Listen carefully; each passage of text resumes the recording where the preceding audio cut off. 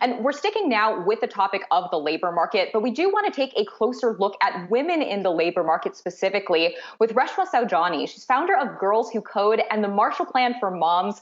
Reshma, thank you so much for being here. And I want to ask what you're seeing when it comes to employment for women, because of course we've been seeing those non-farm payroll gains really accelerate over the past couple of months.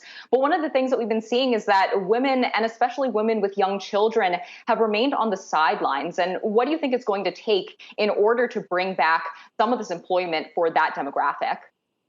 Yeah, I mean, every mother I know is getting crushed, especially women of color. We're having to be nannies and tech support. We're still doing remote schooling, all the while we're trying to maintain our full-time jobs. As you know, our labor market participation is where it was in 1989. We've lost over 30 years of progress in 9 months. That's frightening. While we're making some progress in some of the policy initiatives that are coming out of the Biden administration, we still haven't passed them yet. And so moms are, particularly moms of young children, are still struggling. Yeah, and obviously, we've talked about how it's been lopsided in terms of impact for parents, for moms versus parents, for dads.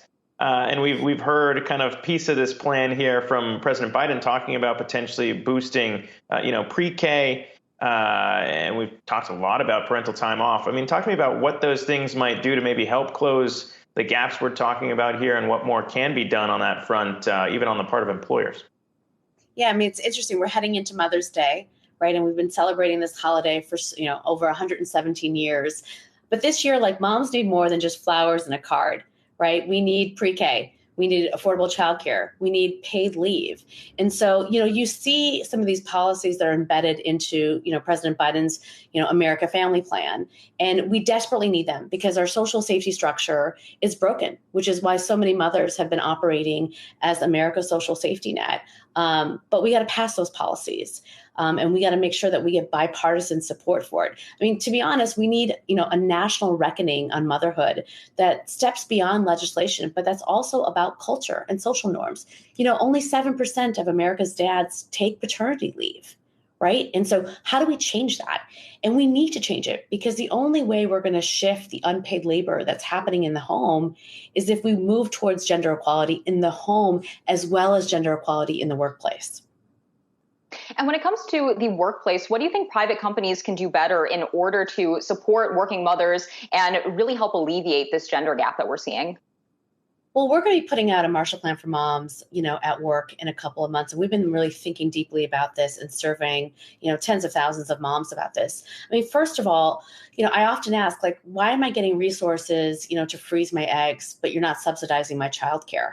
The data is clear, which is why the president's been pushing for pre-K education, that investment early on is extraordinary.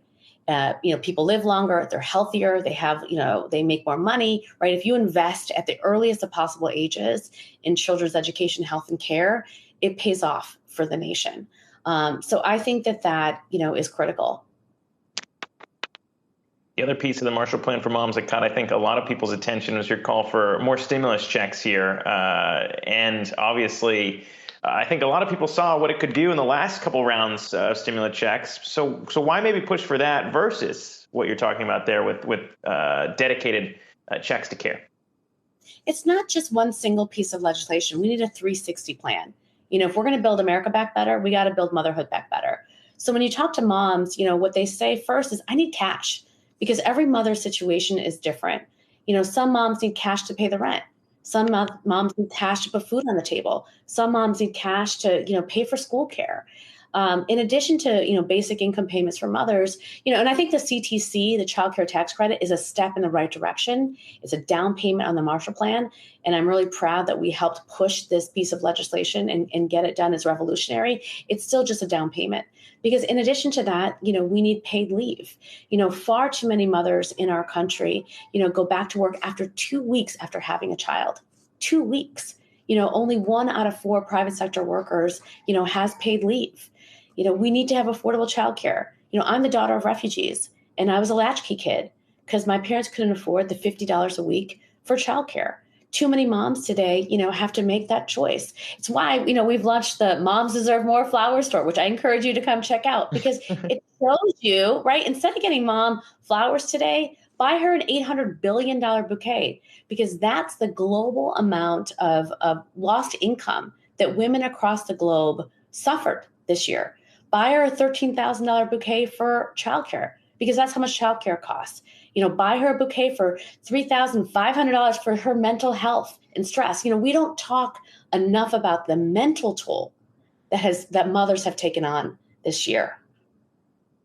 And Reshma, of course, we talk a lot as well about many of the shortcomings that we're seeing in corporate America when it comes to supporting mothers and families. But are there any companies that you think have really set a good model for what reform on these fronts should look like? What's interesting is I think companies are still thinking about it, which I find fascinating, because so many of them are inviting workers to come back in September. But like when I ask them, what's your plan for moms? I don't hear as much. So, because I think we have to be thoughtful about this. Design is very important. How are we designing remote and flexibility such that we don't have women at home doing the unpaid labor and dads across the water cooler planning for their next promotion? How do we offer benefits in a way that encourages both moms and dads to take them? I talked about parental leave earlier. How do we get rid of the motherhood penalty once and for all? Tomorrow's Mother's Equal Pay Day. Moms still make 70 cents on every dollar. When I hire a father, I think stability. I think that that's going to be a great worker. When I hire a mother today, I think she's not as committed. There is literally a parental penalty that moms face in the workforce when they become mothers. And this penalty is going to get even deeper. I'm hearing it. My inbox is full of moms saying, I didn't get that promotion because my kid pops up on the Zoom screen. I asked my employer, if I can leave early because I got to pick up my son's laptop, and I got fired. So, there is a caretaking penalty, and that, we're not coming out of this past year with going back to things as normal. Our kids are broken, and we're going to need to make a greater investment in them. And quite frankly, what I think is so powerful about, President Biden and his American Families Plan is this is what it means to be American. We take care of our families. We take care of our mothers.